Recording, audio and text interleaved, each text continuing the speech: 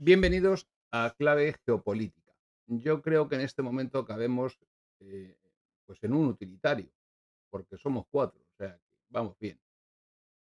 Ayer ya vimos lo que pasó y esto me ocurre por prestarle oídos a gente que a la orilla del río Amazonas, los caimanes no le deja escuchar el programa porque dicen que tienen ruido. Y traté de arreglarlo aumentando el volumen y lo que hice fue cargármelo porque saturé el micrófono y entonces el condensador y cada vez que, distorsionaba el micrófono, se lo cargaba. Y eso es lo que provocó que no pudiésemos tener una tranquila, retransmisión, sino que todo lo contrario, la mitad de lo que se dijo no se entendió y encima de lo que no se entendió, pues me toca repetirlo, porque lo que no quiero es que se queden ustedes, pues, sin oírlo, porque son las personas que apoyan el canal. Los demás, pues el que quiera, pues vale, y el que no, pues también. Tampoco me preocupan en exceso, pero ustedes que son, digamos, del grupo, pues no es plan. Hola, Luis Ángel Moreno, a que hoy no tienen problemas, a que me están escuchando perfectamente. Pues es porque sencillamente mañana, Alex, es la siguiente parte. Hoy vamos a repetir lo que hicimos ayer. Si no lo quiere escuchar, no pasa nada. Mañana será, digamos, la continuación. Pero como hubo personas que son miembros del canal, Alex, y lo hemos puesto en la pestaña de comunidad y he hecho una encuesta para ver qué opinaban, y la tercera parte, el 30% de los miembros del canal, sí les gusta, querían que se repitiese para poder verlo y escucharlo a gusto. Pues entonces me parece que si ustedes me dedican atención y me dedican su tiempo y además me apoyan económicamente, cada uno en la medida de sus posibilidades, pues entiendo que yo estaba obligado a corresponderles de alguna manera. Entonces, hemos hecho este directo exclusivamente para ustedes, para los miembros del canal. Esa es una de las razones por las que no está entrando nadie. Y en este momento hay conectadas exactamente 4 personas. Bueno, pues no pasa nada. Las 4 personas que están conectadas, miembros del canal, pues lo hacemos 5. Pues lo hacemos, vemos ¿qué tal, Javier? ¿Cómo está? Hacemos el directo, se lo explico tranquilamente, les vuelvo a contar todo y ustedes, pues, no se quedan con la cosa de tener que estar mangoneando el volumen del terminal, o teniendo que poner los subtítulos, o enredando de cualquier otra manera. Hola, Viviana, bienvenida al canal, que usted es nueva, desde Argentina. Un placer. Y de esta manera, pues nos juntamos aquí, si se quiere, un poco en familia, ¿no? Si, vamos, las personas, si ustedes se fijan, las personas que apoyan el canal son muy pocas, porque a la mayor parte no les interesa este tipo de contenido. Les interesan, pues, y entonces los rusos tienen una bomba muy gorda y los ucranianos un cañón muy grande. Ese es el nivel. Ustedes no le den vueltas, miren TikTok, ese es el nivel. Entonces, ya de por sí, las personas que siguen el canal y que son, que están suscritos, ya son una selección sobre el público que sigue los canales de geopolítica. Pues ustedes calculen una selección de la selección. Entonces, las personas que a día de hoy son miembros del canal de Clave Geopolítica son, perdónenme que lo diga así, la élite de la élite. Un nivel muy elevado de interés, de formación, de cultura. Por eso ayer, cuando de repente entra en el canal, lo que yo le dije ayer, un mandril, que luego ha habido gente que lo ha comentado y le ha hecho gracia, pues sí, un mandril de estos que ni piensa, pero nada más que fastidia, pues y además son personas que muchísimas veces lo que hacen es descargar la carga de odio que llevan en el espacio común y en la vida de los demás, y esa gente hay que quitársela de en medio.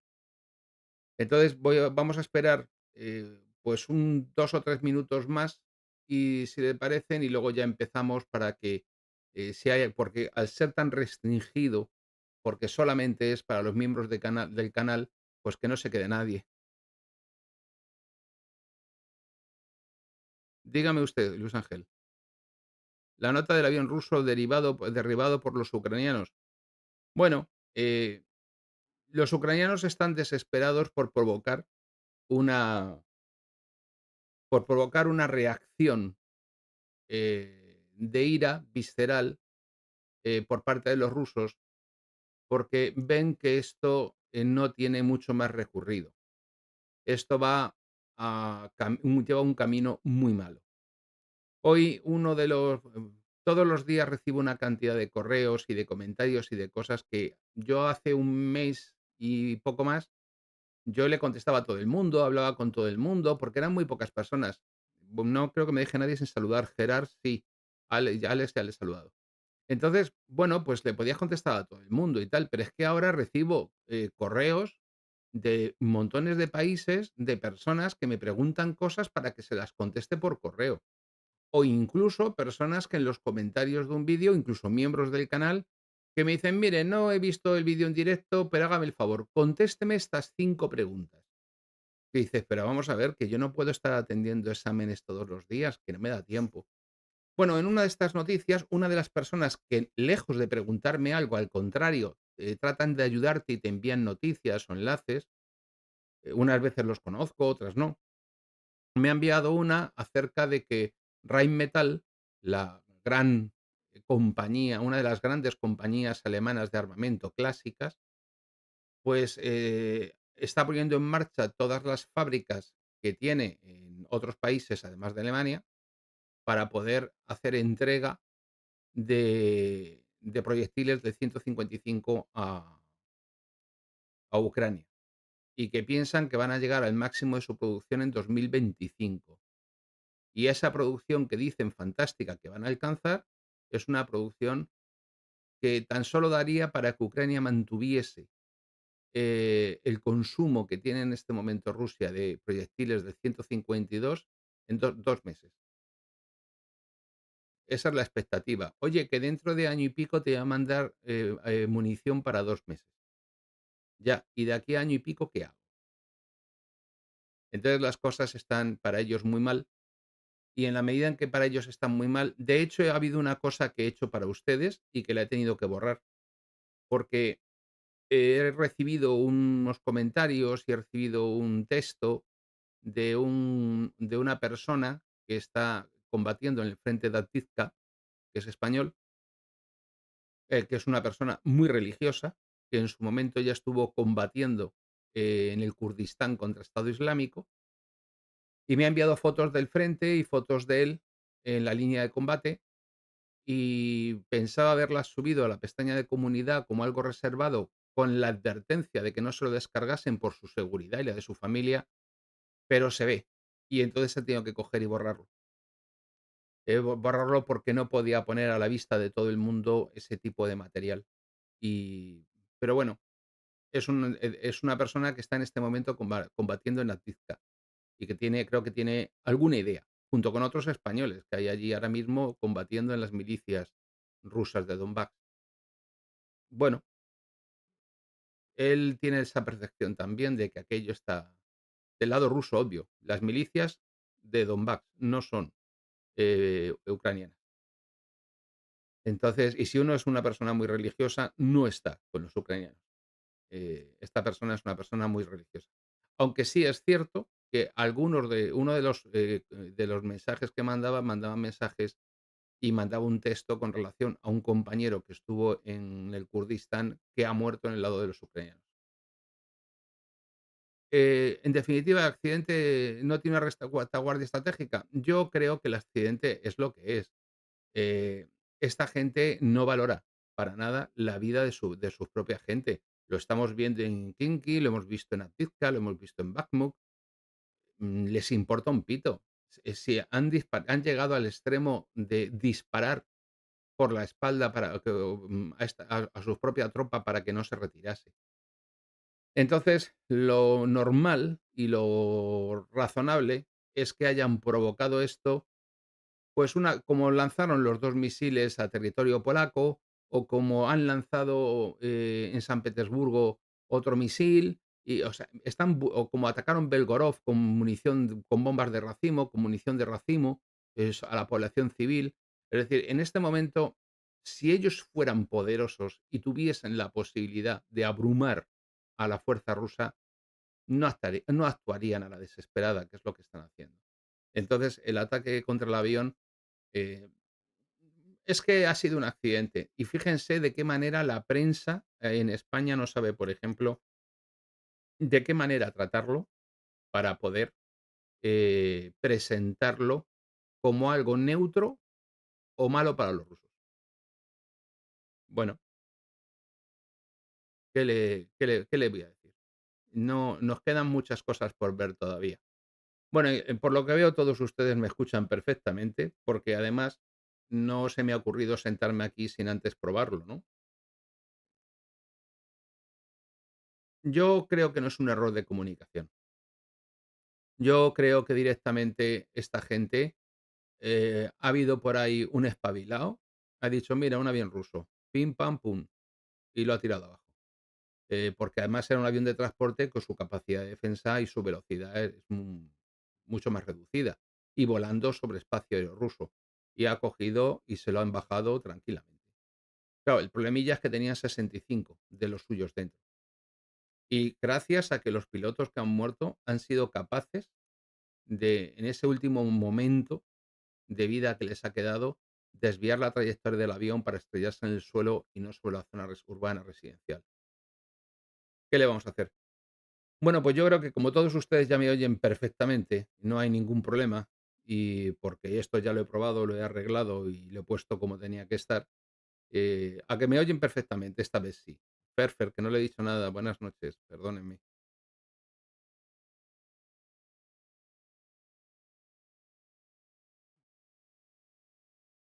Estamos 9 nada más.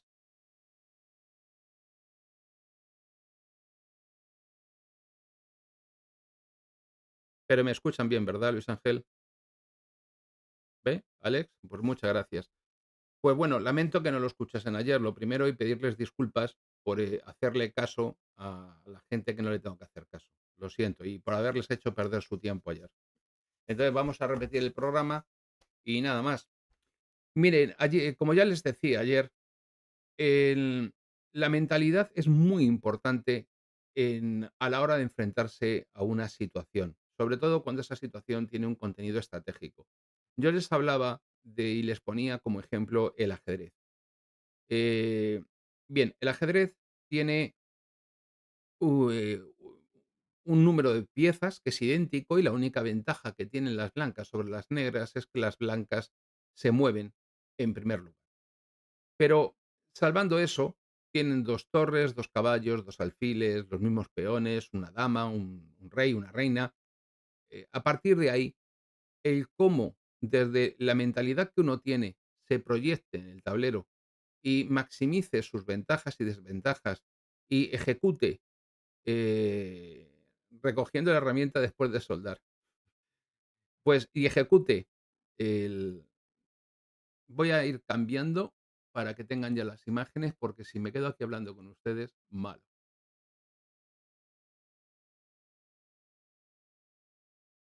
Bien, y dependiendo de cómo ejecute esa mentalidad y esa forma de actuar, pues, se desarrollará la partida, esa batalla simulada que es el ajedrez, y en consecuencia el resultado será uno u otro. El valor verdaderamente determinante de la partida, del ajedrez y de su resultado no son ni las circunstancias del tablero ni las piezas. En realidad, lo que ha determinado esa batalla simulada, ese juego que simula una batalla, ha sido la mentalidad de los que se enfrentaban.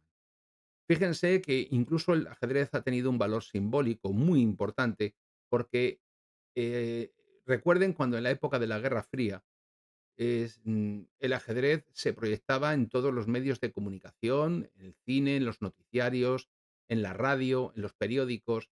La gente seguía las partidas a través del periódico o de la radio, que iban narrando las jugadas que llevaban a cabo los jugadores, y se elevó el ajedrez a un valor simbólico tal que incluso simbolizó el enfrentamiento entre el este y el oeste, entre Estados Unidos y la Unión Soviética. Todos podemos recordar las famosas partidas entre Kornoi, Karpov y tantos otros que se produjeron y que han sido el reflejo de una época. Lo cual nos da por un lado, un dato indicativo del valor simbólico que tenía el ajedrez, pero también del valor y del peso de la mentalidad. Lo que caracteriza en este momento eh, a este segundo capítulo, porque de alguna manera, aunque proyectándolo en distintos aspectos y en distintas cosas, efectivamente, Kasparov, proyectándolo en distintos aspectos y en distintas cosas, he ido hablándoles de distintas cosas que todas guardan relación con la doctrina militar rusa y el pensamiento militar ruso. Si ustedes recuerdan, en el programa de El oso ruso en el desierto, El oso en el desierto, dedicado a Siria, yo les hablé de ese hallazgo, de esa invención del arte operacional, de esa evolución del pensamiento militar que se inicia a través de Tukhachevsky, de Svechin a partir de 1926, e incluso a los miembros geopolíticos del canal les envié algún libro sobre esta cuestión en formato digital. Ya saben que los que son geopolíticos en el canal tienen acceso a documentación de forma constante. De hecho, este programa de hoy, pues han tenido para que puedan ver cómo se refleja lo que estoy diciendo en la mentalidad de los miembros de la OTAN y en concreto en España, pues les he remitido un artículo publicado por un coronel del Estado Mayor del Ejército de Tierra en España. Y eso les permitirá tener un conocimiento directo propio de qué es lo que están pensando y cómo recepcionan el pensamiento. Porque ese arte operacional que pensaron los rusos lo integraron, lo integró la OTAN, los Estados Unidos, en 1982 y a través de eso ha pasado al conjunto de la OTAN informando parte de su propia doctrina militar y adaptándola a la misma. En nuestro caso, es importante tener en cuenta lo siguiente, para poder comprender el pensamiento militar ruso, que hoy es el segundo programa que de una o de otra manera vamos a dedicar a ello, porque la comprensión de cómo se piensa nos va a permitir comprender el por qué tenemos el resultado que tenemos en este momento en Ucrania. Miren, durante todo el periodo de la Guerra Fría, la Unión Soviética tenía una lucha existencial, vital, por la supervivencia con el bloque capitalista que entendía como un todo o nada. No había posibilidades para asumir una guerra total y salir derrotado y sobrevivir.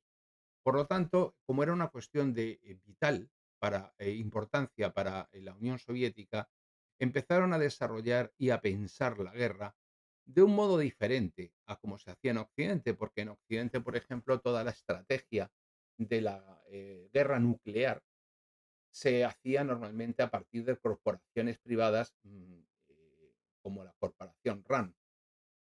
Pero sin embargo, en Moscú aquello no era así. En Moscú son los propios militares los que de alguna manera piensan la guerra y la adaptan a sus circunstancias y a sus necesidades. En este caso, a lo que asistimos en este momento es a la eh, incapacidad de los expertos militares occidentales para poder comprender el enfoque ruso de la guerra. No lo están entendiendo, no lo han entendido, no comprenden la mentalidad del enemigo y por eso son incapaces de tomar decisiones que les permitan adaptarse a la mentalidad de su enemigo y anticiparse a sus actuaciones o incluso saber cuáles son las consecuencias en la mentalidad del enemigo de las propias actuaciones. Esto es lo que ocurre en la actualidad con los expertos militares y el lado de la OTAN, de la prensa no hablamos. Por lo tanto, en este momento, como no se le comprende y existe una incapacidad para comprender el enfoque ruso de la guerra, lo que se está haciendo es eh, plantear una concepción del adversario ruso como alguien completamente demonizado y por lo tanto se le desprovee de los aspectos humanos o de las características que les son propias para reducirlo a un arquetipo que no coincide nunca con la realidad que se encuentran en el día a día. Bueno, la consecuencia de esa actuación es que no desarrollan los occidentales, la OTAN no es capaz de desarrollar estrategias ni de articular sus fuerzas o incluso equipararla a las realidades de la guerra.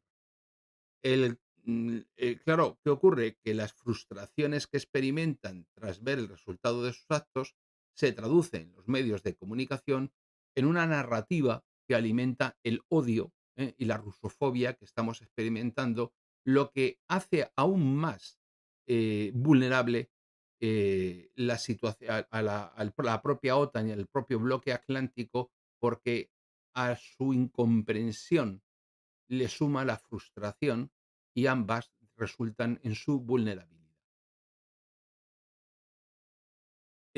A partir de ahí, tenemos que entender que los rusos tienen una visión holística de, de los conflictos. ¿Qué significa esto? Pues que ven los conflictos como procesos que se desarrollan y conducen a una situación en un momento dado.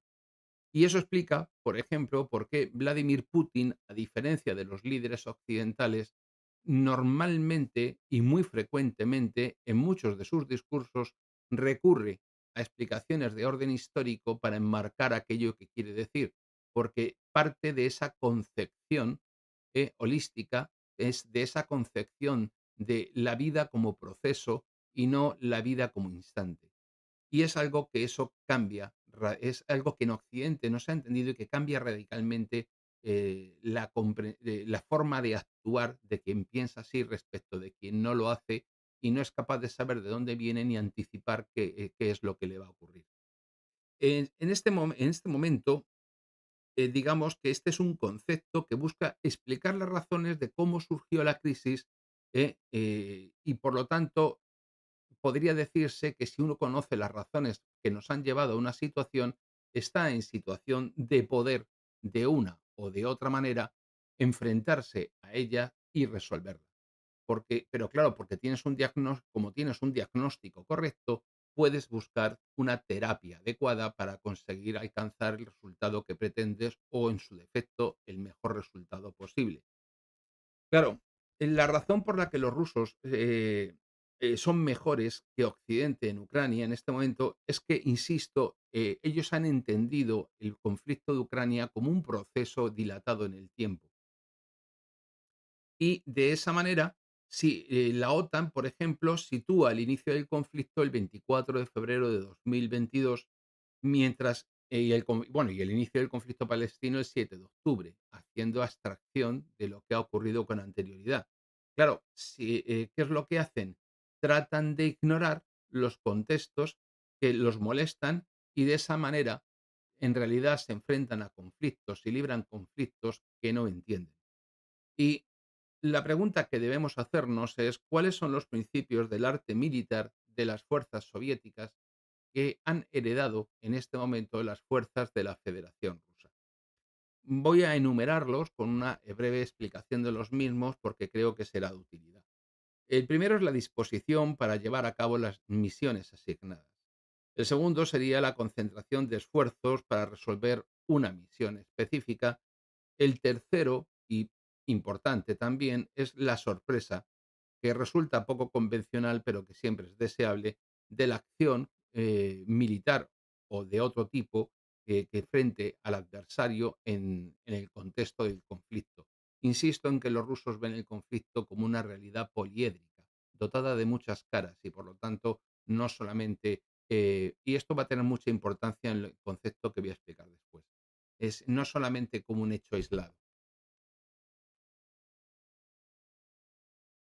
Bien, pues cabe señalar, y así lo tenemos que plantear, la finalidad, que la finalidad que se persigue con nuestra actuación determina el conjunto de tareas y el nivel de resolución que se debe alcanzar con cada una de ellas. La totalidad de los medios disponibles determina, por lógica, la forma de resolver la misión y para alcanzar el objetivo que se desea.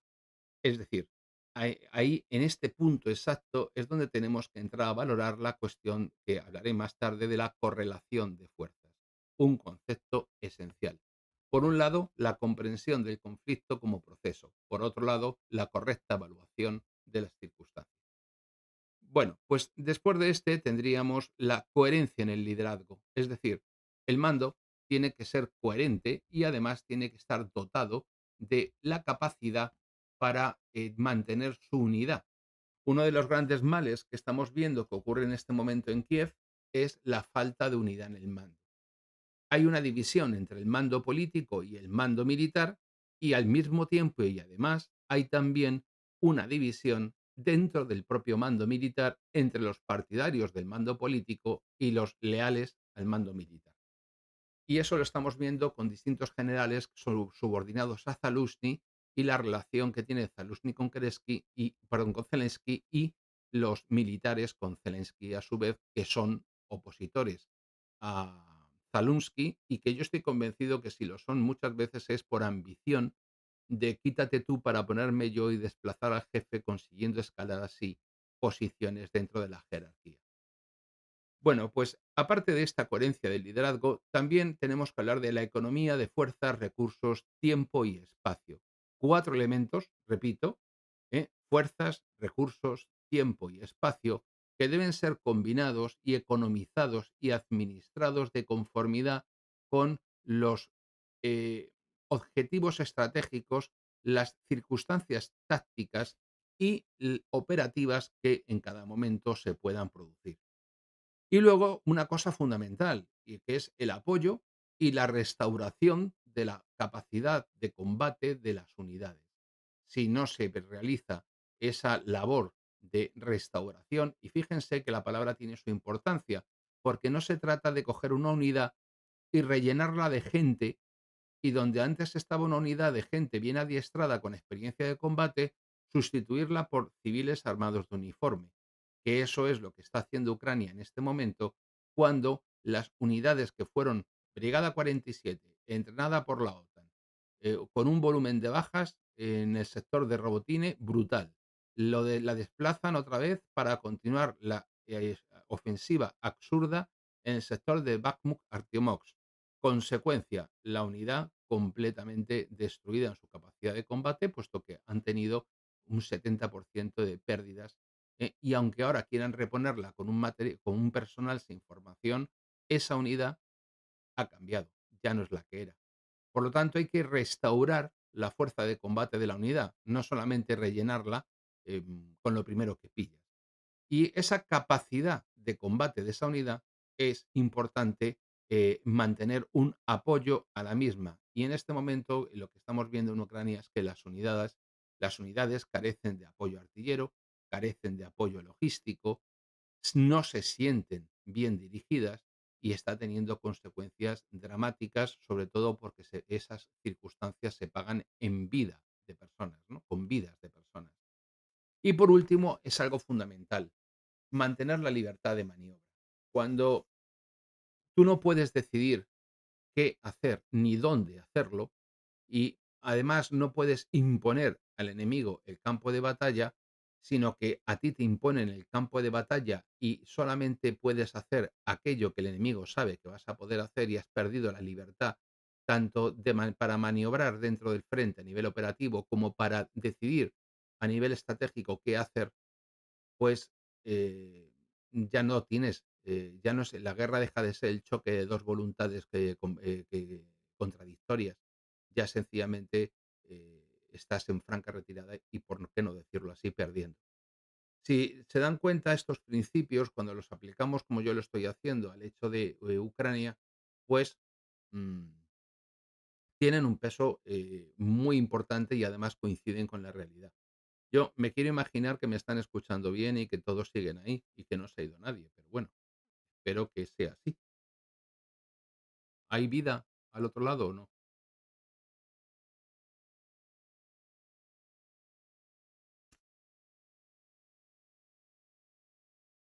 Bueno,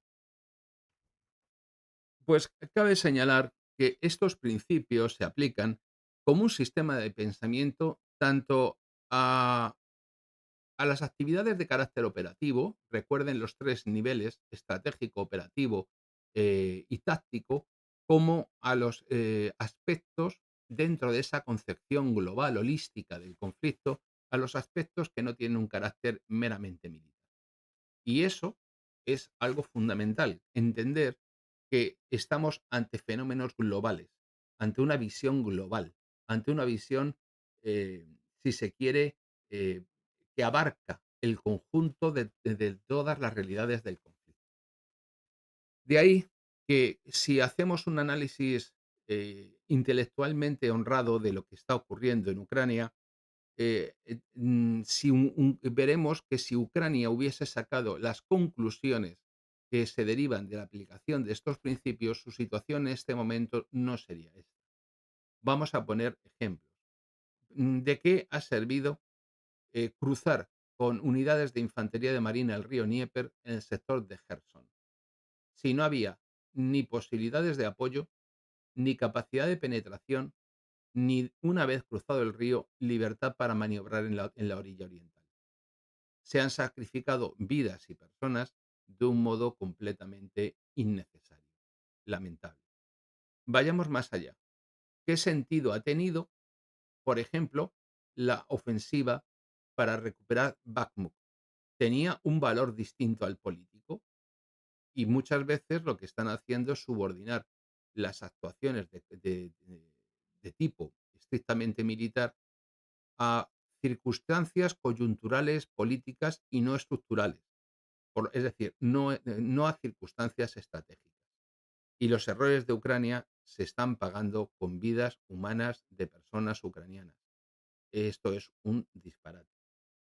Por lo tanto, cuando nos encontramos con los expertólogos que nos aparecen en los canales de YouTube y en la televisión, se lo decía ayer y se lo repito hoy: una persona que se ha dedicado a pensar durante mucho tiempo y a leer durante mucho tiempo y a formarse y a adquirir una experiencia personal, hay un punto de inflexión en su vida, de una o de otra manera, en el que ya no es tan importante absorber más conocimientos, asimilar más conocimiento, como empezar a destilar la propia conclusión de esos conocimientos que uno ha adquirido en el tiempo. Yo, en mi caso, por ejemplo, ahora mismo tengo 60 años. Cuando yo empecé a escribir en prensa fue hace 30, eh, algo menos. Pero verdaderamente no empecé a escribir obras extensas y de un modo prolongado hasta el año 2012. Había un libro por ahí suelto que desapareció. Y es en el año 2012 cuando yo empiezo a escribir, y además lo hago de un modo, como tengo muy poca actividad ni en medios de comunicación ni nada en ese momento, escribo de un modo pues muy concentrado, muy rápido. Y no es hasta que me viene a buscar una editorial en 2015 cuando yo empiezo a publicar libros y me di cuenta que a las personas le puede interesar aquello que yo pueda decir. Bien, pues esa formación que uno y ese proceso intelectual que uno vive, ustedes se darán cuenta cuando ven a uno en un canal de YouTube que va de experto en geopolítica y que lo que está haciendo sencillamente es el copia y pega de Google y escuchar al vecino para repetirlo luego él. Y eso lo vemos todos los días. Por eso, siempre que se enfrenten a una persona que dice que opina, miren cuál es la obra escrita que tiene. Si su obra escrita no existe, pues ya saben que es como el portero de su finca, o el compañero de su trabajo, o el cuñado con el que cenan en Nochebuena, pero que ha conocido a alguien o no sé qué, o que tiene desparpajo para ir a un canal y ponerse allí a alargar lo que a él se le ocurre. Pero no tiene mayor consideración, porque de ese tipo de personas que aparecen en las televisiones o en los canales de televisión o en los medios de comunicación, es de donde procede toda la información que tiende a intoxicarnos en los medios. Por lo tanto, el haber hecho un análisis por parte de Ucrania sólido de la situación le hubiese llevado a otro tipo de conducta y en el caso, por ejemplo, de esa información que pulula por los medios, tienen que discriminarla para que no les den gato por liebre. Una cuestión, que ahora mismo esto ha tenido, consecuencias, respecto de los occidentales y de la OTAN, ha sido que esa ausencia de un análisis concreto les ha llevado a ser sorprendidos sistemáticamente por los rusos en campos como la tecnología, con el tema de las armas hipersónicas, que evidentemente una de las razones por las que Rusia actúa como actúa en febrero del 22 es porque sabe que tiene la superioridad estratégica en el arma nuclear y por lo tanto está en condiciones de poder golpear muy duro y con consecuencias muy rápidas, y eso va a dar que pensar a las fuerzas de la OTAN. La segunda es que tiene una doctrina muy sólida, como es el caso del arte operacional ruso, del arte operativo, como hemos visto en el directo del otro día de sobre Siria. Y por último, tiene una economía. En el ámbito de la economía, Occidente también se ha llevado su sorpresa, porque la estrategia de Occidente fue: yo he armado al ejército más poderoso de Europa, que es Ucrania. Además, ese ejército tiene experiencia de combate, te lo pongo delante y al mismo tiempo te voy a quebrar en 3 meses por la vía de las sanciones.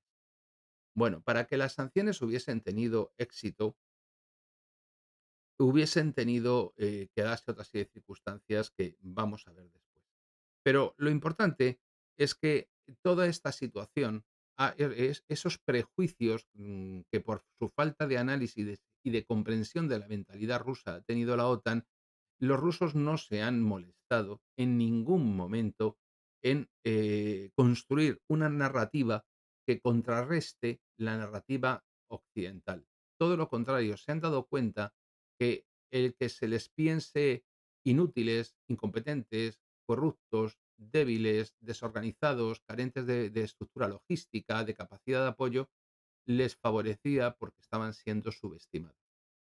¿Recuerdan cuando aparecían las fotografías en los periódicos en el mes de febrero, de marzo de 2022, con los camiones cargados con lavadoras y con lavavajillas, diciendo, fíjate, no tienen chips, no tienen de nada, se van a quedar sin nada, esconden a los muertos en los camiones, claro, porque los rusos no querían dejar a los muertos tirados y se los llevaban para llevarlos a los cementerios, pero se utilizaba de una manera siempre todo se utilizaba para demonizar a través de la propaganda a los rusos. Bueno, pues los rusos no hicieron absolutamente nada para deshacer la creencia occidental que los subestimaba y que pensaba que carecían de las capacidades que luego han demostrado que tienen capacidad para actuar. Por lo tanto, no han sido en absoluto inocentes ni ingenuos cuando han sabido aprovecharse de las debilidades, de la soberbia y de la vanidad. Ya lo decía el Pacino en Pactar con el diablo, la vanidad es mi pecado favorito. Pues efectivamente han sabido aprovecharse de la vanidad de Occidente para hacer esto. Bien, como el pensamiento militar ruso está tradicionalmente vinculado a esa visión holística, visión global de la realidad, que, pues, esto supone que esta visión holística, y por lo tanto el pensamiento militar ruso, implica la integración de un gran número de factores en el desarrollo de una estrategia, lo que se materializa de alguna manera en el concepto que yo ya les he anticipado hace un rato de correlación de fuerzas, al que también se le llama pues, relación de fuerzas entre las partes o equilibrio de fuerzas entre las partes. Los occidentales solo entienden este concepto como una cuestión puramente cuantitativa, desde una perspectiva de número, no cualitativa. Y a diferencia de lo que me refiero en el ámbito militar, a diferencia de lo que se hace desde el lado ruso. Sin, sin embargo, en el pensamiento soviético, del que en este momento el ruso es heredero, pues tiene una lectura global del conflicto, contempla todos los aspectos del mismo. En el ámbito económico, los criterios para evaluar la correlación de fuerzas que desde el punto de vista del pensamiento ruso es el siguiente. En el ámbito económico, se tienden a comparar variables y datos que les puedan ofrecer una imagen exacta de su adversario y compararlo con la propia. Estamos hablando de el nivel de desarrollo de las ciencias teóricas y aplicadas. Ya saben ustedes que en Rusia otra cosa no, pero estudiar matemáticas, física, química, este tipo de ciencias, no hay ninguna duda de que se promueve y se cultiva.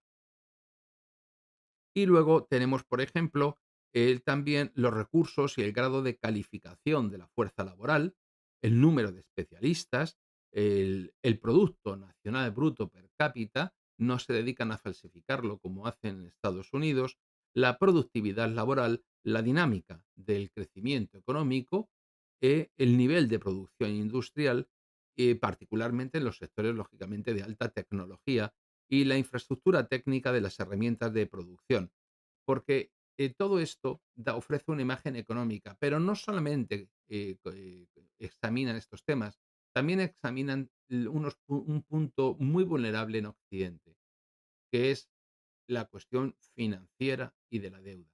Dado que Occidente vive sometido a la economía financiera y a la deuda, y dado que la economía real está subordinada a la economía financiera, pues los rusos saben perfectamente que ese es uno de los talones de Aquiles, de los puntos débiles de la economía occidental.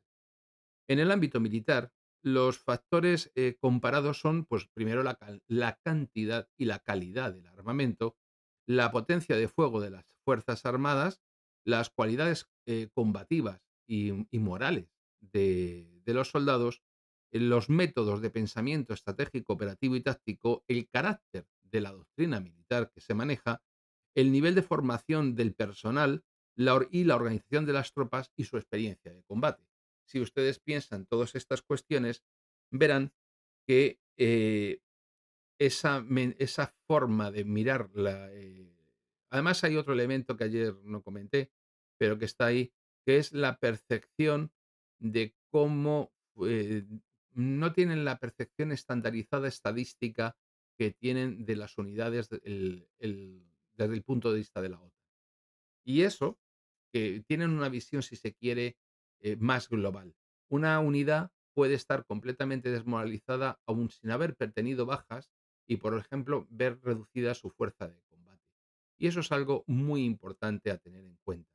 Los rusos son conscientes, por ejemplo, que cuando evalúan en este momento la fuerza de combate de Ucrania, ¿cuál es su capacidad?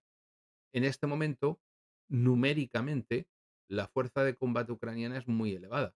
Sin embargo, si vamos valorando los distintos aspectos que yo he enunciado, podrán observar que el valor de este ejército ucraniano no tiene nada que ver con el valor del ejército ucraniano valor combativo me refiero, valor de combate, que de febrero del 22, porque aquel ejército fue completamente destruido. Y evidentemente eso es un dato muy a tener en cuenta.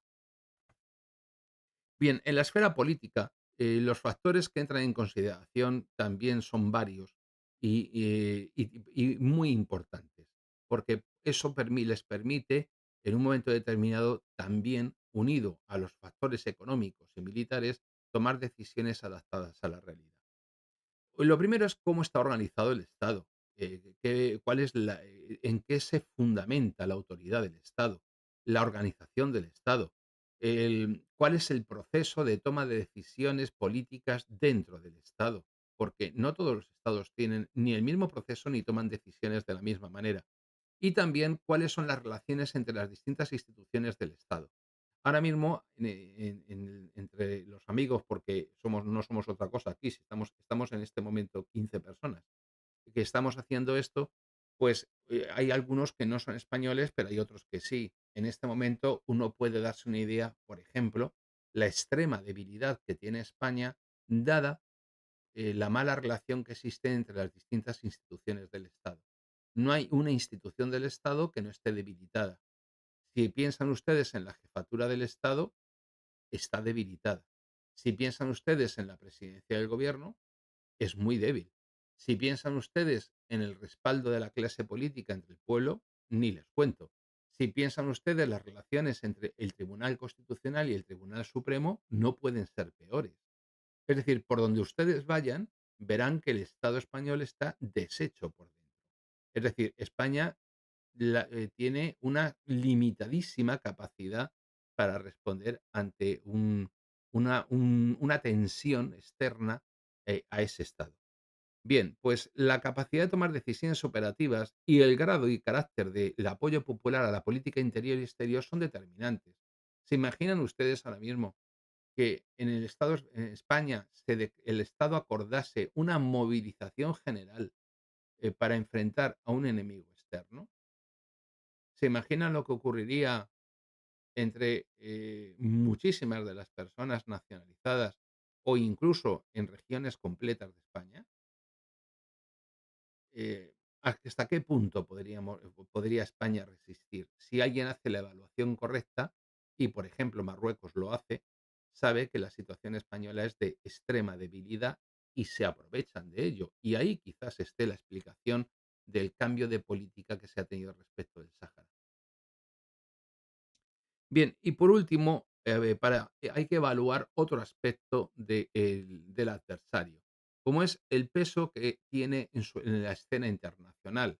Ahora mismo, la poca resistencia que tiene España en algunos aspectos se debe a su pertenencia a la OTAN y a su pertenencia a la Unión Europea.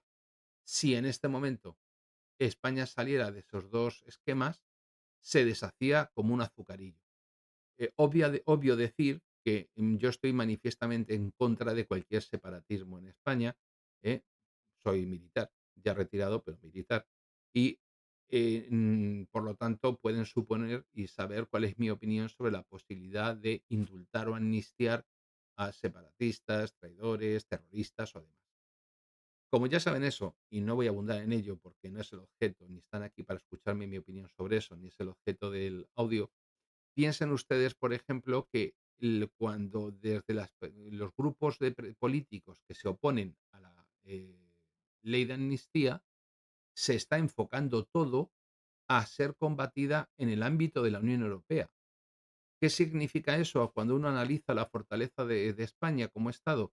Pues que no tiene consistencia interior para enfrentarse a un proceso de disgregación constitucional como supone eso.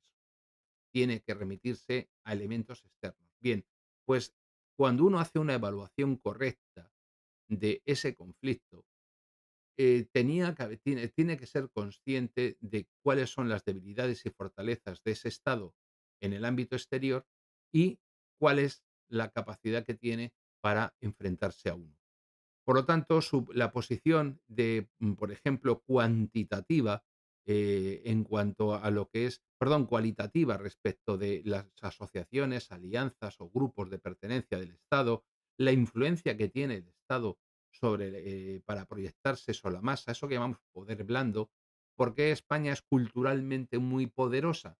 Pues España es culturalmente muy poderosa porque, entre otras cosas, es el segundo idioma internacionalmente más hablado del mundo. No es el segundo idioma más hablado del mundo, cuidado, sino que es el que se utiliza internacionalmente por detrás del inglés.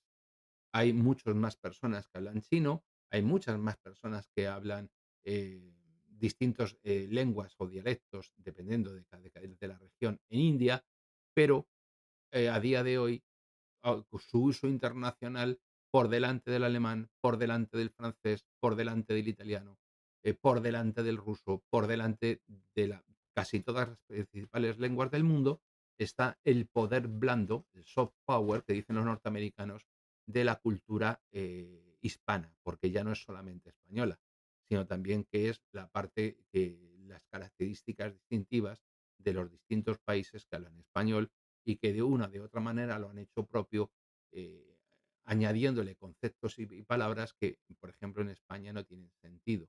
Les voy a poner un ejemplo. Esta mañana un señor decía que no le he entendido el comentario porque hablaba de estar ranqueado. He deducido que quería decir que estaba ubicado dentro de un escalafón, mm, o ranking, y de la palabra inglesa ranking ha sacado lo de ranqueado, pero yo le prometo que aquí en España eso no se usa. Bien, pues, es decir, que en un momento determinado,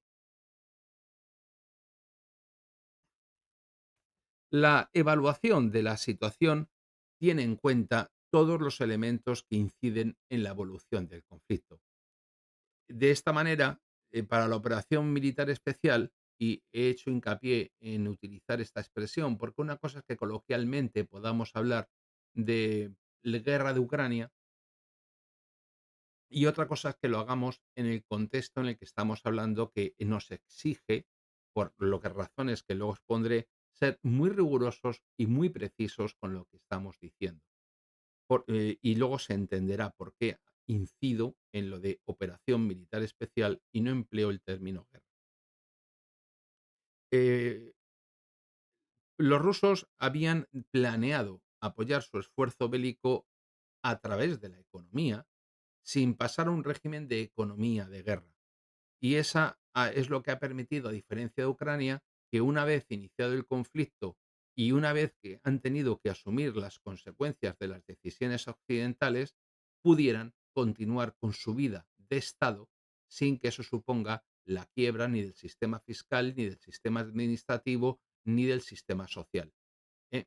Y por lo tanto, eso es una cuestión capital que ha marcado la diferencia, porque Ucrania, el Estado ucraniano, directamente se ha desplomado en cuanto el plan occidental no ha salido y está conectado como si fuese un enfermo terminal en la unidad de cuidados intensivos a punto de morir y en estado agónico porque si le desenchufan la máquina que lo alimenta y lo mantiene vivo, fallece.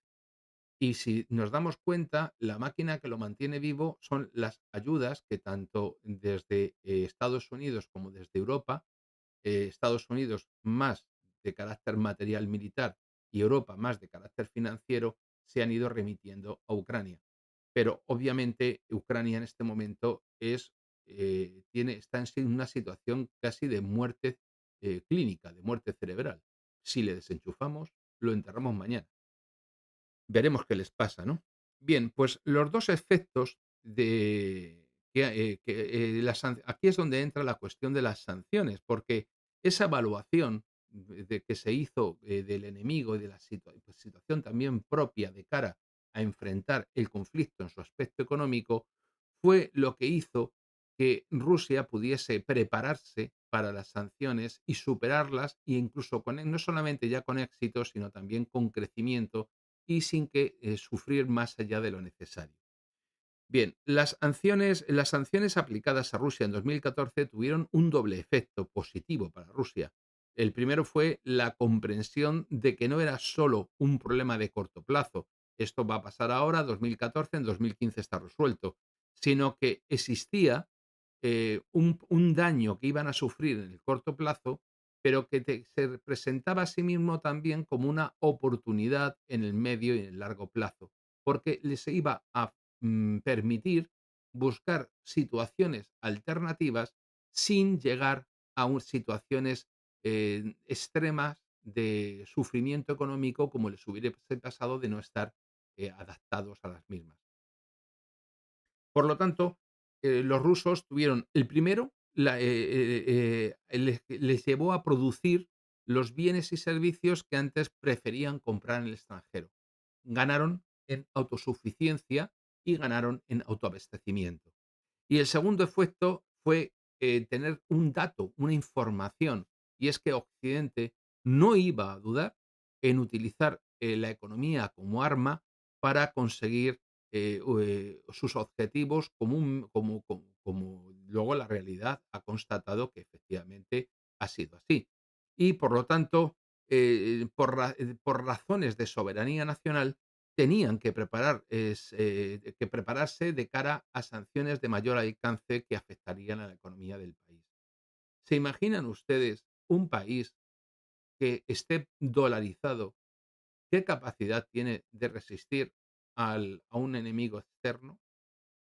¿Se imaginan ustedes lo que supone el pago de una deuda astronómica por parte de un país que está dolarizado? Tiene que recortar de infraestructuras, de gasto social, tiene que hacer de todo para pagar la deuda.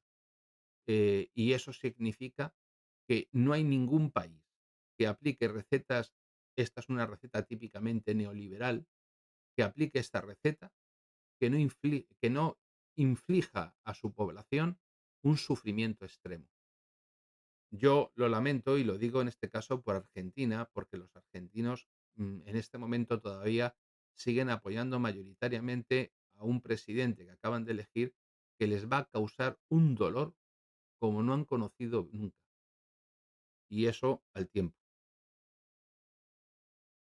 Bien, pues como les estaba diciendo, en realidad lo que hizo Rusia fue actuar con la implementación de medidas proteccionistas que pudieron consolidar su economía a partir del año 2014 y sin perjuicio de que tratasen de alcanzar un acuerdo y de llegar a alcanzar soluciones en el terreno diplomático con los acuerdos de Minsk.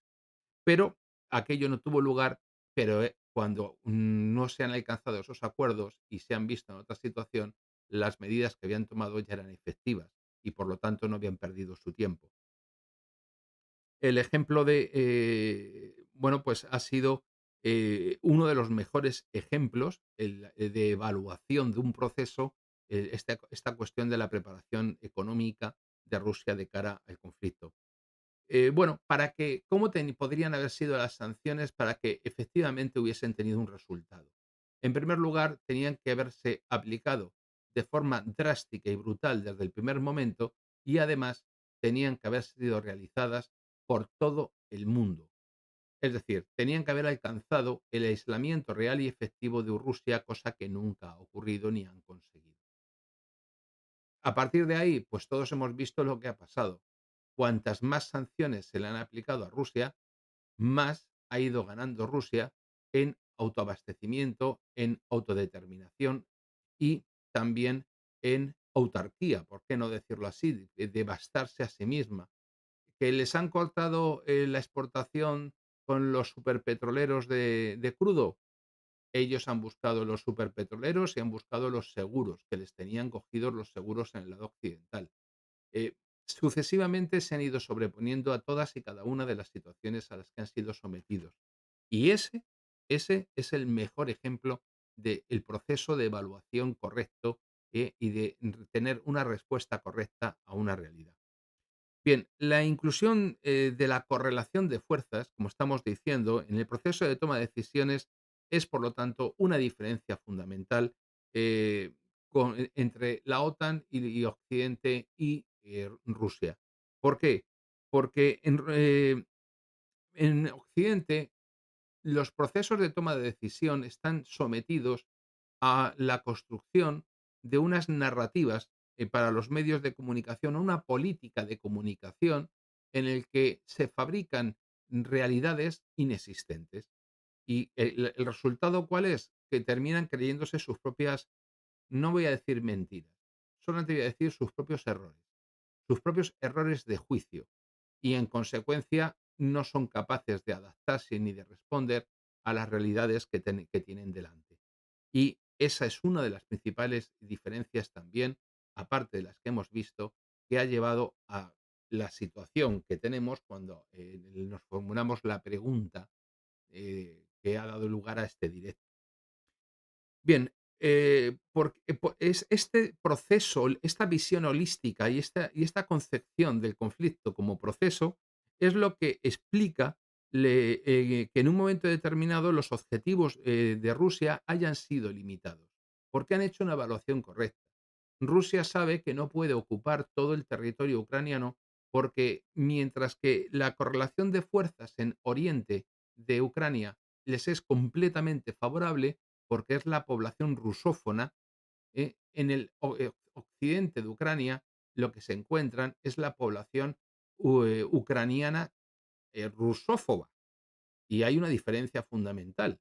Esa población ucraniana, que incluso en el occidente de Ucrania hay población de origen rumano, húngaro y polaco, territorios que quedaron dentro de Ucrania tras la Segunda Guerra Mundial, pues lógicamente Rusia se vería desbordada en sus recursos si quisiera controlar el espacio occidental de Ucrania.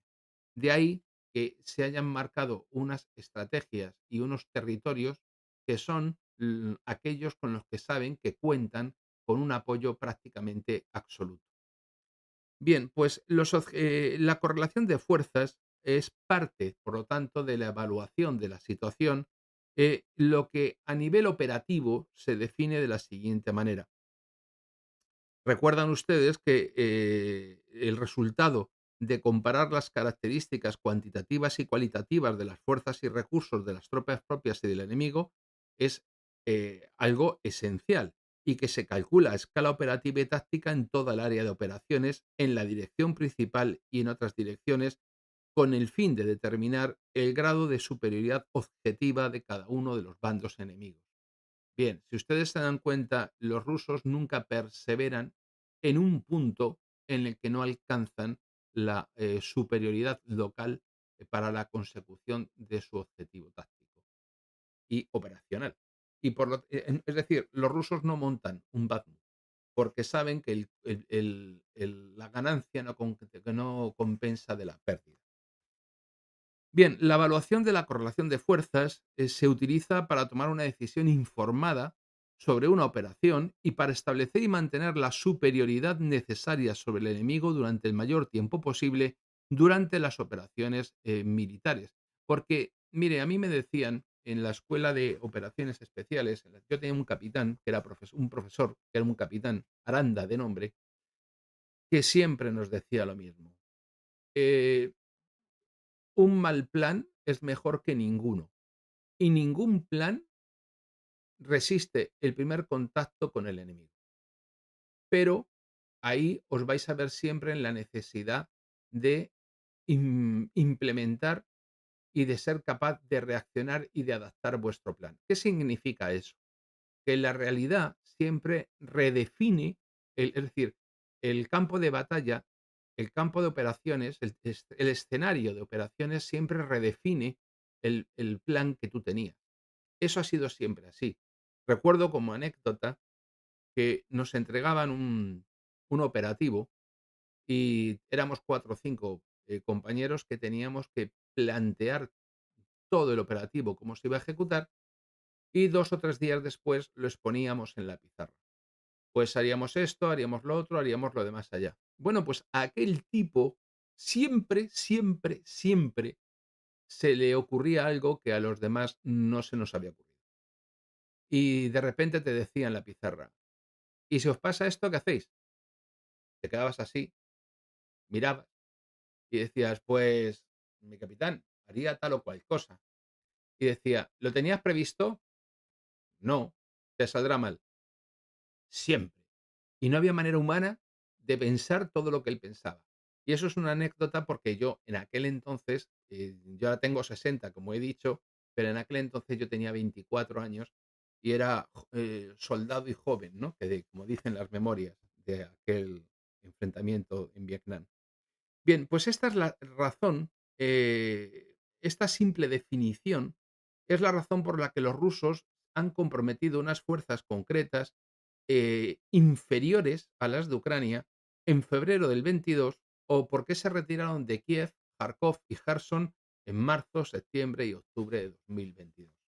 No son tontos ni actúan por casualidad. Sencillamente, siempre conciben lo que hacen como un proceso y desde una visión holística. Y siempre haciendo una correlación, haciendo una evaluación correcta de la situación, estableciendo la correlación de fuerzas que tienen delante para tomar la decisión que se adapta a esa escena. Bueno, pues la doctrina de militar rusa tiene una estructura. Esa doctrina rusa se divide en tres componentes principales, ¿no? Como ya hemos visto en el programa que hemos dedicado al arte operacional ruso en Siria, que fue la forma que utilicé para que pareciera atractivo la explicación del arte operacional. Insisto, si yo a ustedes les dejo un libro marrón encuadernado en piel con letras doradas que pone el pensamiento militar ruso, el arte operacional ruso, la doctrina militar rusa, no se lo lee nadie, nadie. Y sin embargo, fíjense, explicado así, tiene para ustedes un interés que no sospechaban y por lo tanto yo creo que aprenden mucho más y que además, cuando ustedes evalúen su correlación de fuerzas con un interlocutor, les va a dar una superioridad nata porque van a tener la posibilidad de decir cosas y de hablar de cosas que otros no. Bien, pues la doctrina militar, la estructura de la doctrina militar tiene tres niveles. El nivel estratégico, que es el objetivo de la acción estratégica, llevar al adversario a forzar al adversario a hacer aquello que deseamos que haga.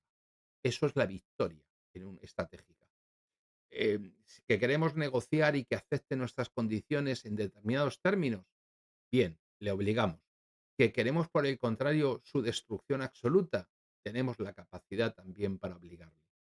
El nivel operativo, que es el segundo nivel, que es eso que empezaron a pergeñar, como he dicho, Svechin y Tukhachevsky y toda esta gente en los años 20 a mediados, consiste en la cooperación y la coordinación de acciones por parte de las fuerzas que intervienen en el escenario de combate con el objetivo de lograr un objetivo militar determinado.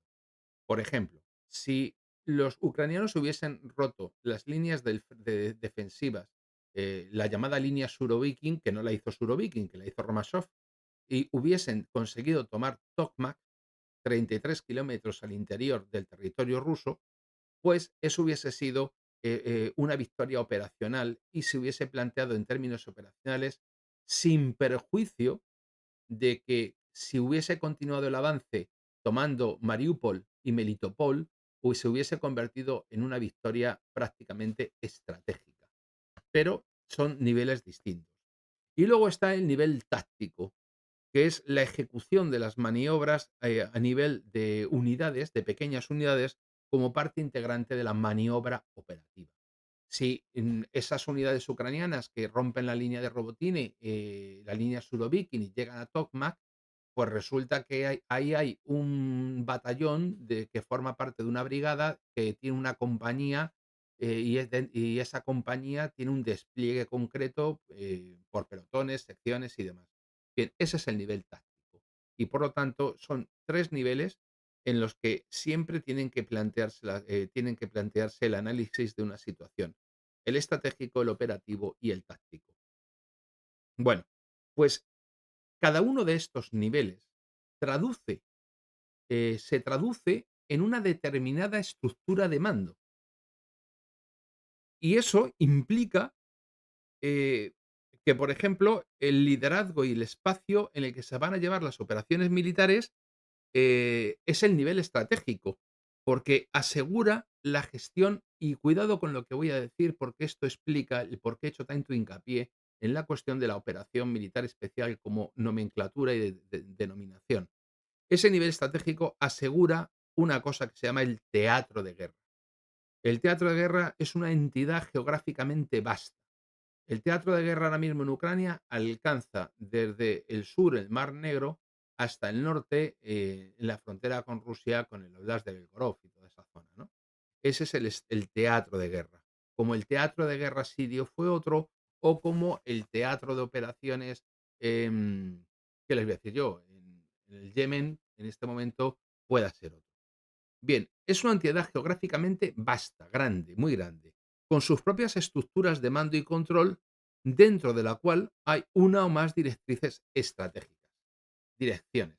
Por ejemplo, es lo que hacen Shoigu y Gerasimov con los distintos mandos que dirigen cada uno de los frentes y cuerpos de ejército que están desplegados en el teatro de guerra. Cada uno de esos miembros de ese teatro de guerra y de cada uno de esos cuerpos estaríamos hablando de un nivel operacional, no estratégico. Bueno, pues el teatro de la guerra comprende un conjunto de teatros de operaciones militares ¿eh? que representan una dirección estratégica. Por ejemplo, no es lo mismo las unidades que están desplegadas en torno a Avdiivka tienen como objetivo, por ejemplo, la toma de Avdiivka. Sin embargo, las unidades militares que están desplegadas en el frente de Gerson, frente al Dnieper, en la orilla del Dnieper, están defendiendo la orilla del Dnieper. Tienen distintos objetivos a nivel operacional. Bien, pues estos distintos teatros no tienen una estructura predeterminada y se definen según la situación. Por eso vemos cómo se cambian unidades de un escenario a otro, o que una determinada brigada de DVDs, o que, como hemos visto, los músicos han sido desplegados en un sitio o luego en otro, porque no tienen una estructura fija, sino que se adaptan a las exigencias de los objetivos y necesidades a los que se enfrentan. Y este tema, del teatro de operaciones o teatro de guerra es lo que, marca la nomenclatura y marca también la expresión que se ha utilizado por parte de Rusia. Si Rusia hubiese, analizado y evaluado la situación como una situación de un teatro de guerra, o automáticamente eso les hubiese obligado a una reestructuración interna y a una adaptación a esa realidad.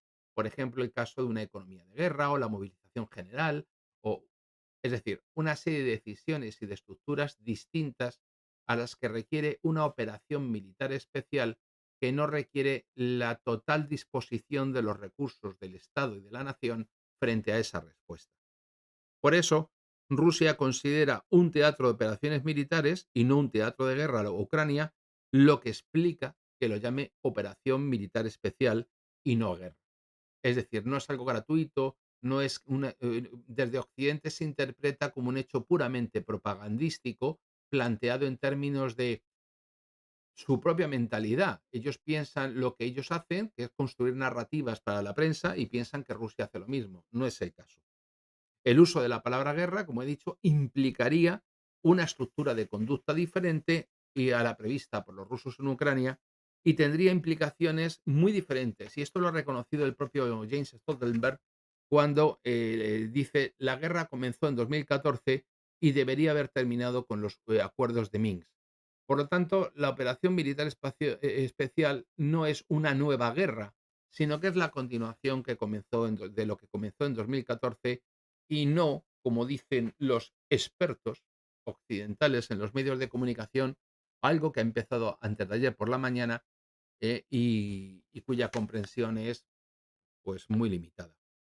El- Tenemos que darnos cuenta que a diferencia de la visión rusa, que es muy técnica de los acontecimientos, eh, y de los conflictos a los que se enfrenta, los occidentales tienen una visión mucho más política que militar del conflicto, en el sentido de que ven mucho más la conveniencia de mover la opinión en un favor o en contra de una cosa, de otra, y terminan mezclando política y guerra, subordinando muchas veces el curso de las operaciones o las decisiones que se toman a objetivos puramente políticos. Y eso lo estamos viendo, por ejemplo, con las decisiones que se están tomando respecto de la ayuda o no ayuda a Ucrania, después de todo lo que llevan gastado, perdido y volcado. O sea, que es brutal. Por lo tanto, para ellos, como la política de comunicación es prioritaria, pues, y juega un papel esencial en la conducción de la guerra, pues, ellos se dedican y sacrifican muchos esfuerzos a crear una determinada percepción del conflicto, porque piensan que juega un papel más importante que la realidad. Y, voy a ser breve, pero voy a explicarles un poco cuál es el análisis que hizo Rusia de la situación en febrero de 2022, porque eso nos permitirá comprender las decisiones que tomaron. Vamos a ver, los rusos tenían hay 2 factores esenciales que ellos sabían que, tenían. Uno era el apoyo que esperaban de la población étnicamente rusa de Ucrania, y lo otro es que tenían una economía muy fuerte, con capacidad para soportar las sanciones, occidentales. Por eso, como, la población rusa de Ucrania se había levantado de forma masiva contra el golpe de estado del Maidán en febrero del 14, pues, cuando sufrieron que la primera decisión del nuevo gobierno golpista era privarles del uso de la lengua, como lengua rusa oficial. En los colegios no se iba a poder estudiar ruso. Y esto ocurría desde la aprobación de la Ley de Pueblos Indígenas el día 1 de julio de 2021. Los rusoparlantes, rusos étnicos, no eran considerados ciudadanos ucranianos normales, y no iban a disfrutar de los mismos derechos que los ucranianos étnicos. Y bueno, a partir de ahí se comenzó una resistencia en la parte oriental del país y 3 días perdón, y el 24 de marzo, de 2021, las fuerzas ucranianas intensificaron su presencia en los alrededores de Donbass y aumentaron la presión contra los autonomistas, abriendo fuego contra ellos reiteradamente, y una vez más los acuerdos de Minsk no iban a ninguna parte. Pero 3 días después, perdón, ese mismo día, el decreto de Zelensky, de 24 de marzo de 2021, para la conquista de Crimea y el Donbass, pues fue el verdadero detonante de la operación militar especial, porque a partir de ese momento los rusos comprendieron, que si había una acción militar contra ellos, tendrían que intervenir, pero también sabían que, la causa de la operación, ucraniana era tenía como objetivo su pertenencia a la OTAN. Esto lo explicó no cualquiera, lo explicó el amigo y asesor de Zelensky, Alexei Arestovich, ¿no? Oleksei, perdón. Bueno, pues el caso es que, la operación militar rusa se inició, como una actuación, como una acción de protección de las poblaciones del Donbass, pero esta protección era necesaria por la actuación del gobierno, por el deseo de Kiev de integrarse en la OTAN. Por lo tanto, la ampliación de la OTAN era la causa indirecta del conflicto, pero la causa directa para la intervención rusa no fue que Ucrania se integrase en la OTAN, sino que tenía que proteger su población y, a continuación, proceder a conjurar el peligro al que se enfrentaban, con la destrucción de la fuerza militar de Ucrania, que representaba un peligro para Rusia, porque estaba siendo utilizada por Occidente y por la OTAN como un ariete contra el país.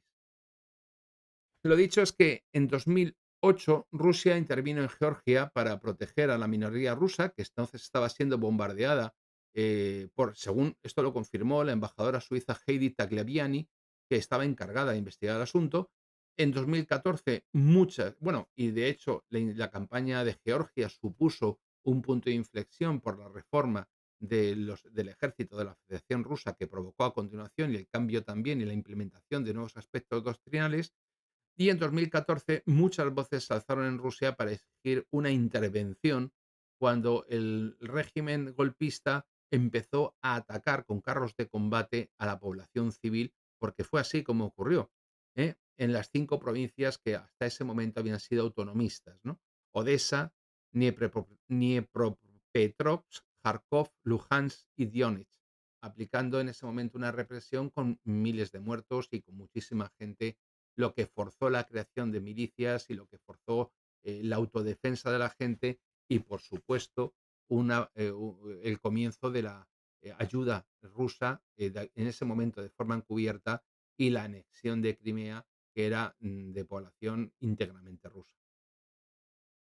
Bueno, en 2022 lo que, se esperaba que, o sea, la población rusa, los rusos no iban a comprender que el gobierno no hiciera nada, porque estaban viéndose en una situación, obviamente allí tienen otro tipo de información distinta, en el que, era exigible a su gobierno desde la televisión, desde la calle, que hiciera algo para proteger a su gente y para defender el país.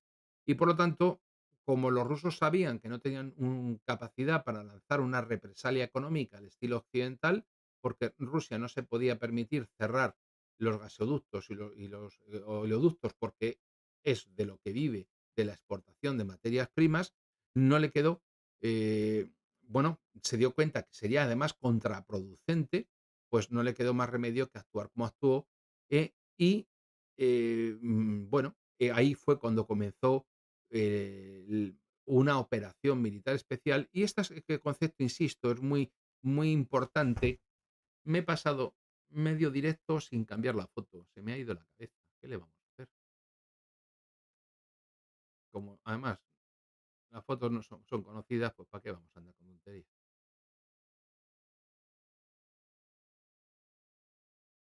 Bueno, pues el caso es que, como un elemento importante del pensamiento político y militar ruso es su dimensión legalista, tal y como hemos dicho. Por eso es tan importante la cuestión de la terminología y de la nomenclatura que se utiliza, porque la forma en la que ellos perciben los acontecimientos y la calificación que se les da y el juicio que se hacen, ellos que son extremadamente legalistas y que son muy cumplidores del párrafo D del artículo 27 de la ley 1434, pues lógicamente tienen que buscar las herramientas legales que podrían organizar, explicar, justificar e incluso legalizar las acciones rusas desde todos los puntos de vista.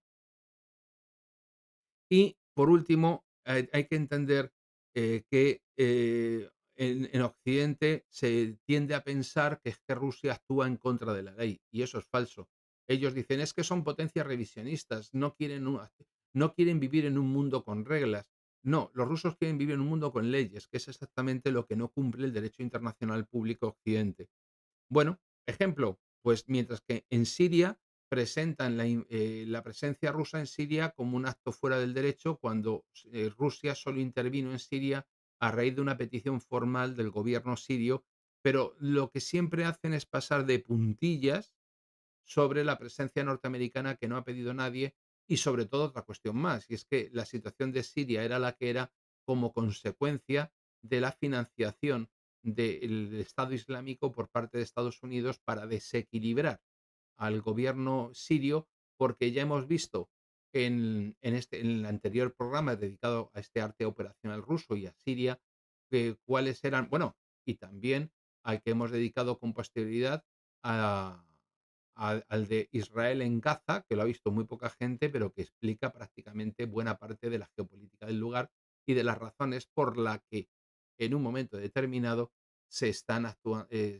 ocurriendo lo que está ocurriendo y el cruce estratégico de los corredores comerciales y de energía a través de Siria, ¿no? Bueno, luego aquí siguen empecinados con la narrativa. Ahora estamos viendo cómo la narrativa del avión derribado se ha convertido en un accidente, o con las matanzas de Bucha, o con esto, lo otro y lo demás allá, ¿no? No entienden que eso les va a servir para ganar la guerra en la televisión, pero que si no existe una comprensión de la realidad, difícilmente van a poder conseguir ganarle a Rusia. Y para cerrar la intervención, tenemos que entender que es precisamente lo mismo que en el ajedrez, la mentalidad, la forma de pensar, lo que ha determinado que en este momento podamos decir por qué ha perdido Occidente en Ucrania. Ha perdido por el pensamiento militar ruso, que es lo mismo que les he dicho al principio de mi intervención. Y espero que hoy sí les haya servido de modo más útil que ayer para entenderla y escucharla en todo su alcance. Como ayer no sé si me preguntaron algo, o pudieron, o se enteraron o no, pues si quieren me pueden preguntar lo que quieran ahora.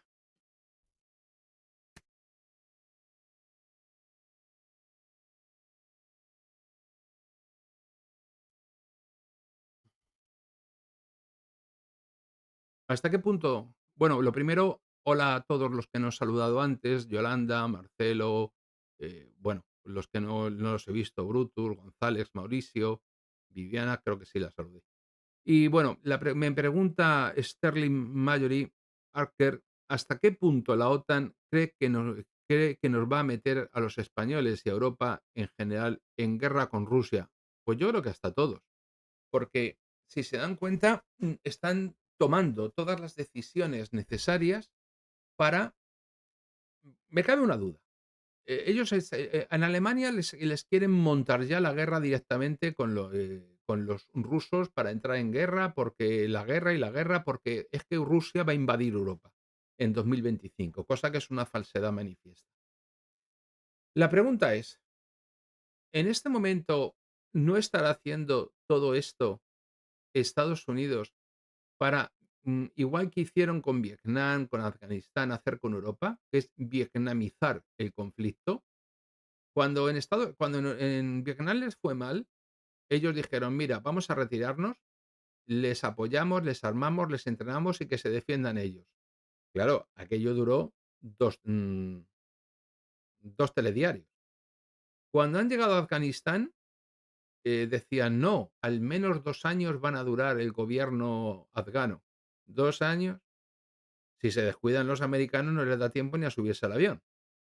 Y ahora la pregunta es, ¿estarán haciendo que Europa, después de haberle infligido un castigo brutal, obligando y forzando a asumir un coste elevadísimo por las sanciones y desde el punto de vista económico, no estarán intentando meter miedo a la gente para que acepten que les salven mediante el gasto militar? Esa es una de las dudas que tengo.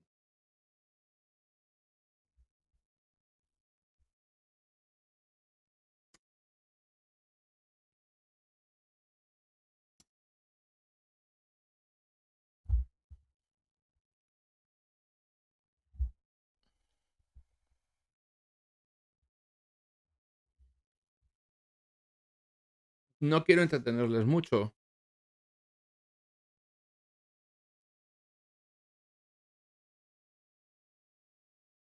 En el marco de su exposición, ¿cómo comprender los ejercicios militares de la OTAN?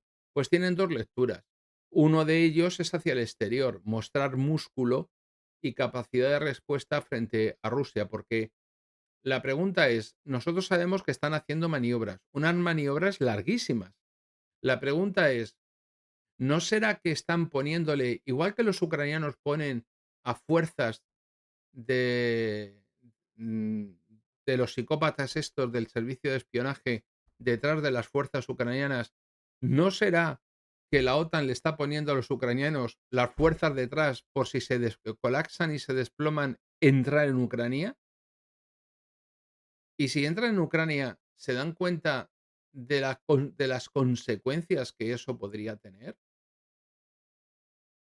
Y luego otro aspecto. El otro aspecto es que toda esta cuestión de las maniobras en Europa Oriental se proyecta como una forma de alarmar a la población de Europa Occidental para que acepte en una situación, por ejemplo, como es la española, tan lamentable que desde el punto de vista económico, acepte un gasto dirigido a esta cuestión y no, por ejemplo, pues a mejorar cualquiera de las circunstancias y de los frentes que tenemos abiertos a nivel social o a nivel laboral.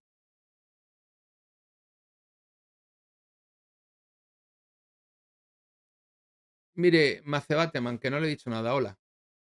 Los 70.000 soldados que tiene Estados Unidos estacionados en Alemania, se calcula que durarían 2 semanas de combate. El problema es que en un momento determinado, un enfrentamiento directo con la OTAN sería muy fácil que desembocase en un enfrentamiento nuclear, porque en este momento muchas verdades de hace 2 años ya no existen. Me dice Marcelo La Moneda, el final de la operación militar especial está con el desmembramiento de Ucrania. Eso es una decisión política. No es una decisión, digamos, ni operacional ni táctica. Es una decisión de orden estratégico. La pregunta es, ¿se mantendrá Ucrania cohesionada? Y en ese caso, ¿serán los países limítrofes los que sostengan la actitud bélica de la OTAN en contra de la Federación? No me veo yo a los húngaros montándola con los rusos. A los polacos, de hecho, en los países bálticos, por ejemplo, ya se ha impuesto el servicio militar obligatorio, es decir, ya se está preparando los países para la guerra. Otra cosa es, ¿para la guerra que se van a encontrar o para la guerra que ellos van a organizar? ¿Mm?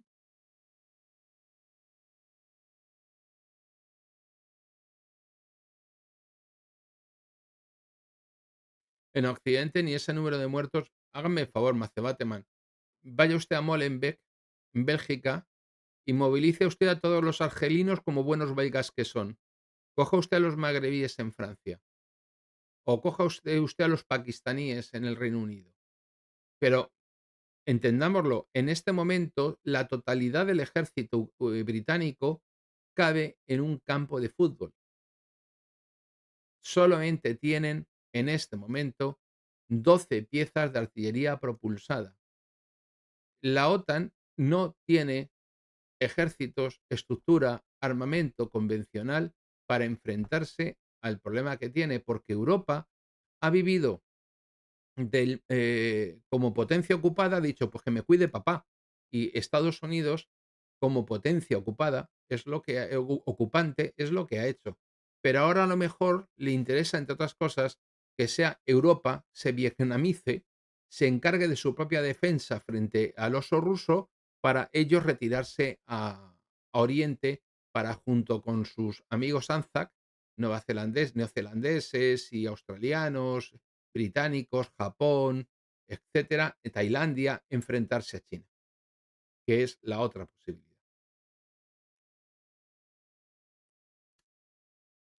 Por cierto, no les quiero asustar, pero ¿saben ustedes cuál es la media de visionado de los directos en el canal? 8 minutos.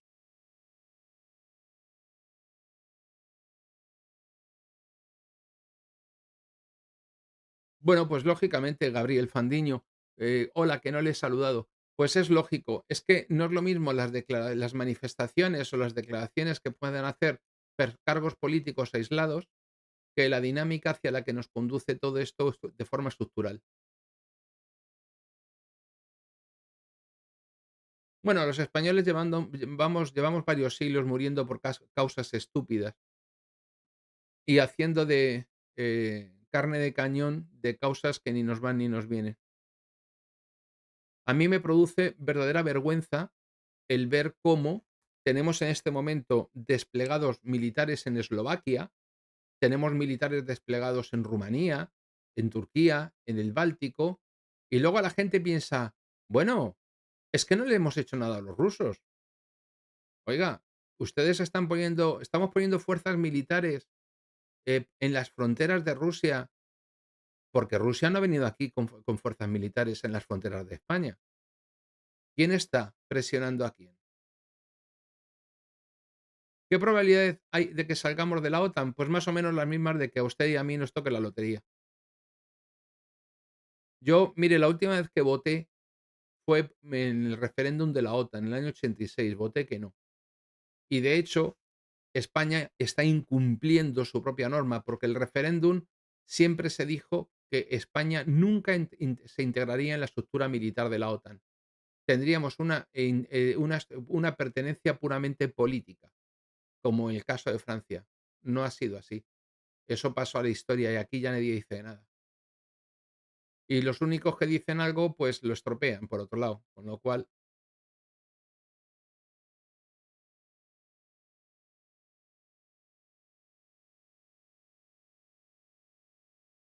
bueno, pues yo creo que hemos conseguido que el directo de hoy tenga la calidad que ustedes se merecen y que se pueda escuchar decentemente. También le digo que si al señor que me escribía desde la orilla del Amazonas o del Orinoco con el caimán que no le dejaba escuchar el directo, lo quiere escuchar, más vale que se compre un vinilo de Manolo Escobar y se lo ponga. No vuelvo a tocar. Mm. Un saludo, Marcelo. Buenas noches. Hasta mañana. Mañana volvemos, si le interesa, con la tercera parte de hoy. Bueno, esos militares sienten que están sirviendo a España. Pues sí, pero mire, yo les digo nada más que una cosa, los militares españoles no le ganan una guerra a una potencia europea hace más de 2 siglos. Con eso se lo digo todo.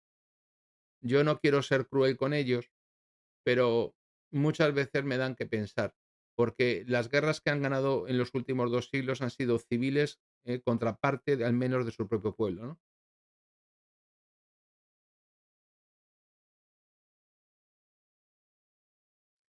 Le insisto, Gabriel, porque son personas aisladas. Son decisiones aisladas, pero no pueden negarse.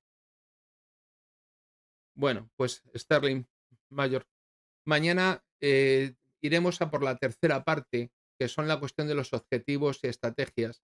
Y si les parece bien, voy a meterme con el libro, igual que hice ayer con el libro de Parvulesco, que así cerramos el directo de modo exacto a como lo hicimos ayer, para facilitar el que pueda ser visionado.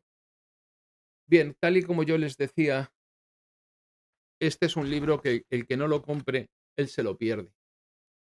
y él se lo pierde porque es un libro que ha tardado en aparecer en España, muchos años. Se publicó en 2005, poco antes de la muerte de Jan Parvulesco, y, bueno, pues, tiene una relevancia importante. Yo no conozco de nada la editorial.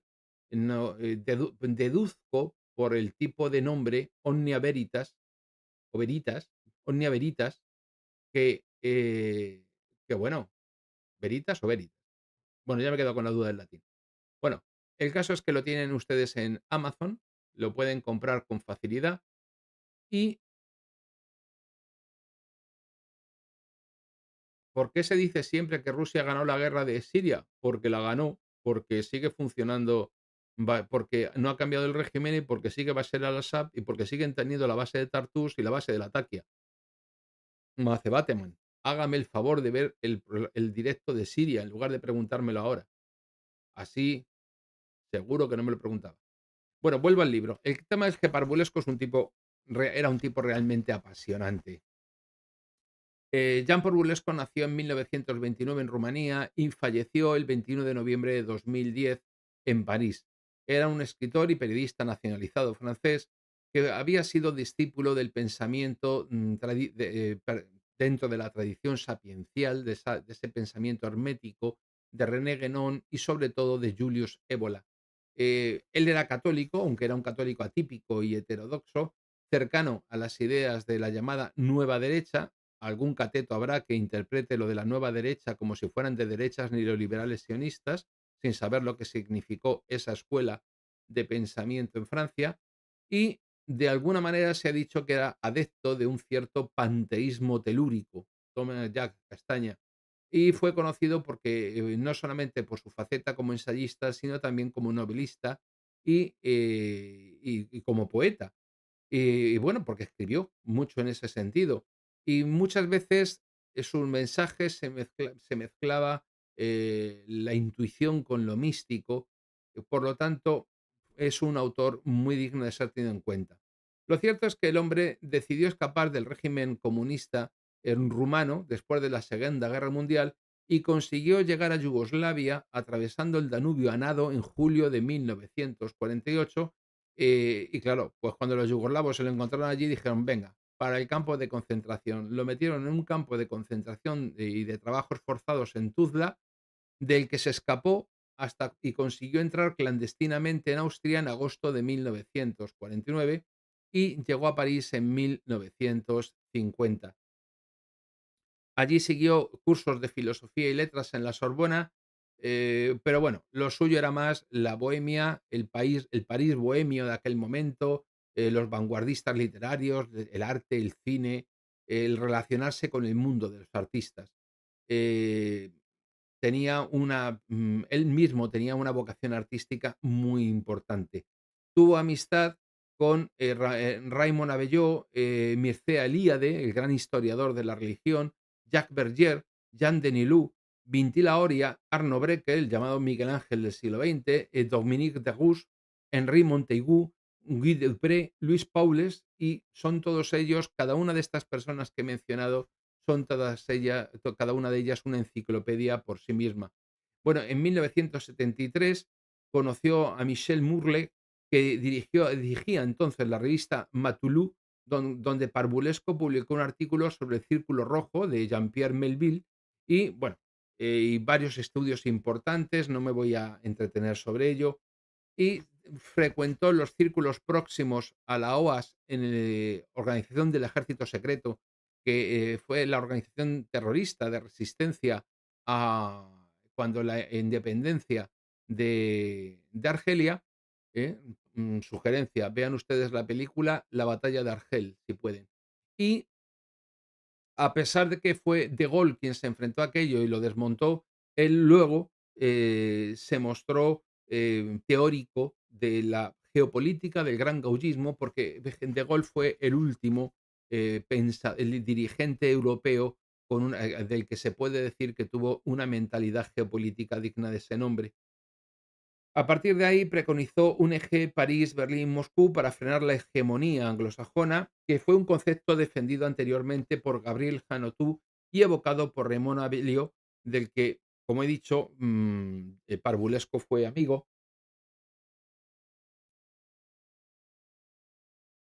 Y a partir de ahí, en febrero del 78, se formó parte de los miembros fundadores del Comité de los Intelectuales por la Europa de las Libertades y tuvo relación con autores tan diversos como Martin Heidegger, Ezra Pound, Julius Evola, Marguerite Duras, Pierre Boutin, Alain de Benoit, Michel Durand, Michel Marmin y demás, como he dicho. Y en 1996 apareció en una novela de Bertrand Delcourt, titulada Blocus Solus, que gira alrededor de la figura de Guy Debord, que es también otro intelectual de primer orden. Lo cierto es que el libro que tenemos delante, Vladimir Putin y Eurasia, es el libro en el que se da testimonio de los desarrollos continuos y consecuentes de una cierta conciencia revolucionaria europea. Y cuando emplea la expresión revolucionaria para disgusto de la izquierda, que tienen la patente y la propiedad intelectual de la palabra, pues revolucionario es todo aquello que tiende a subvertir el orden establecido. Es decir, el gobierno comunista polaco fue subvertido y, por lo tanto, por un sindicato anticomunista como era Solidaridad, que era revolucionario en ese contexto.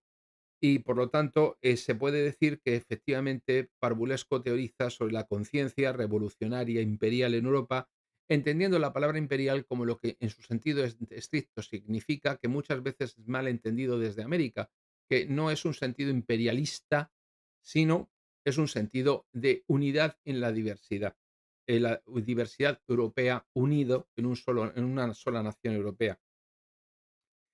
Por lo tanto, puede decirse que su trabajo en gran medida fue un trabajo visionario y, de hecho, este concepto de un nuevo gran destino imperial europeo fue, pues, una respuesta a la aparición anticipada de la nueva Rusia, que surgirá con Putin en el año 2000, cuando surja el partido Rusia Unida y llegue a la presidencia de Rusia.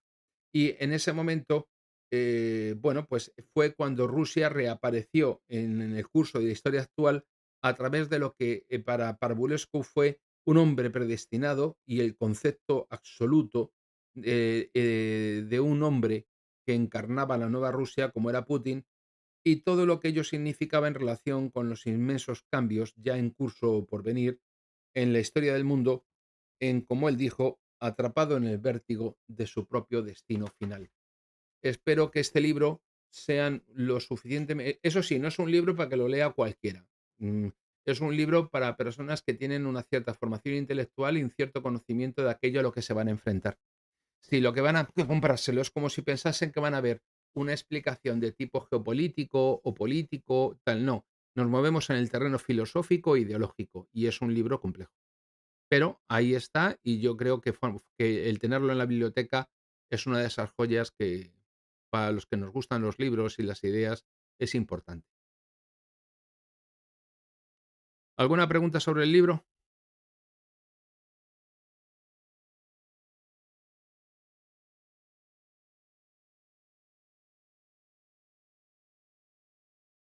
Me encanta, ninguna.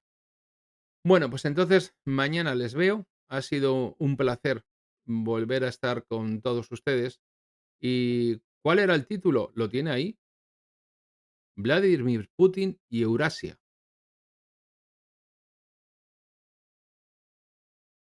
¿De acuerdo? Y ahí terminamos el directo de hoy. Sin más, muchas gracias y mañana nos volvemos a ver. Y han sido muy amables por repetir, por tener razón doble de lo mismo. Muchas gracias y hasta mañana. Buenas noches para mí y buenas tardes y buenos días para quien corresponda.